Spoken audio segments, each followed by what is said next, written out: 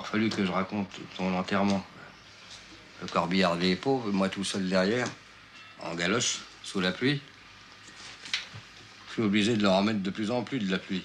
Si ça continue, il faudra que je fasse tomber de la neige. Le client, il devient tyrannique. Maintenant, elle passe dans les pompes à essence. La paye.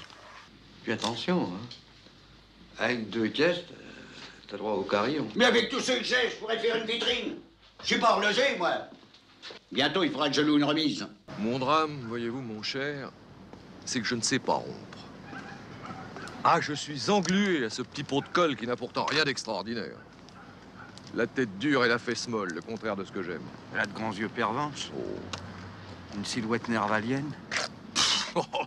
Elle est blonde. Ben non, même pas. Mais de toute manière, il n'y a que dans les mauvais films que les voitures sabotées s'écrasent au pied des falaises. Dans la vie courante, on s'arrête tout simplement à un garage.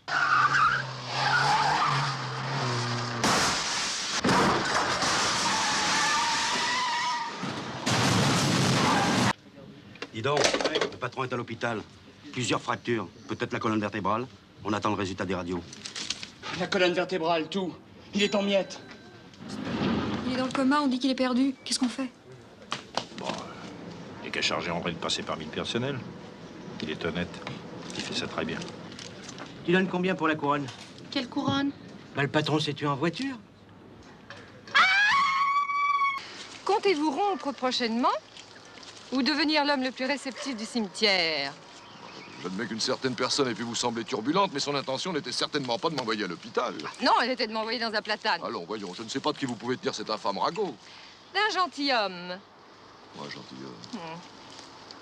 Le jour où vous voudrez connaître l'élégance, la vraie, celle du cœur, je vous présenterai Antoine Robineau. Quoi, le pinardier? Le gnome? L'homme aux yeux de homard? Je l'ai peut-être vu avec mes yeux de langouste. Bon, ben, ton endive va te tomber dans les bras, il n'y en a pas une qui résiste aux arpèges. J'ai vu défaillir des vraies carnassières, tiens, comme ça. Façon barcarolle. Et succomber les pires peaux de vache, c'est magique. Ça leur bloque le cervelet. Si on se le repassait, des fois que t'as oublié des notes, là. Des petits pièges. Dites-moi, belle apparition, vous attendez quelqu'un? Ça peut vous foutre. Ah, faubourienne. Sûrement une amie du navigateur. Tu peux ranger ta belle robe, maman. On n'y va plus à la campagne. C'était bien la peine que je me mette au cassis à l'eau. Ce geste, tu sais ce que ça voulait dire chez les Romains? Remettez-nous ça. Non, ça voulait dire malheur aux vaincus. Quand un bistrot voit les étiquettes, on dirait qu'il aperçoit Belphégor. C'est pour... Un chagrin sans neige est un bonheur sans soleil. Si, vous avez pensé aux bougies? Oui, oui, Madame Tancrel. 8? Vous m'aviez dit 9. Oh, les garces alors.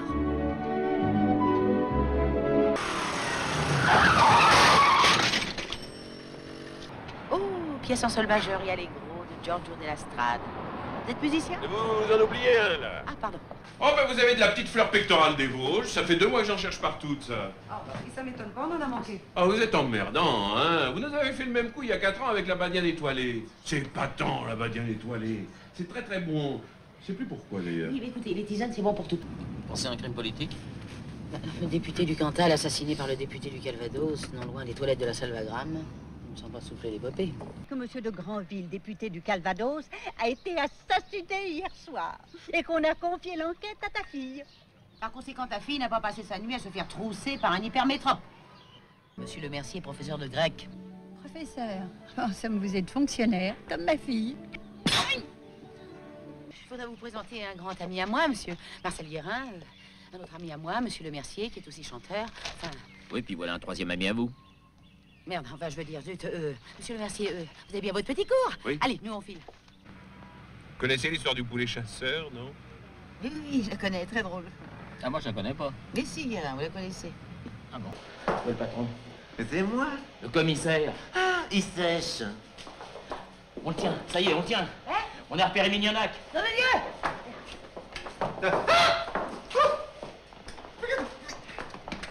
Mais rouleau!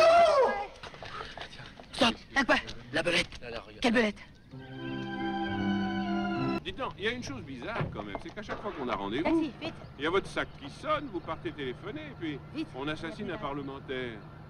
Ma tête est pleine de tumulte. La mienne est pleine de vergers, de rires, d'enfants. Écoutez, tant que faites bien attention, parce que si vous me traitez de larve, moi je vous parle de votre nouvelle coiffure. Vous préfériez l'autre? J'ai grandi dans le taffetas, l'organdi, le crêpe Georgette. J'ai annonné rose à la rose, j'ai pianoté des sonates. Tout me portait à devenir honnête. Ah bah mon genou! Ah, éclaté, hein? Et puis, le même, hein? Décidément, vous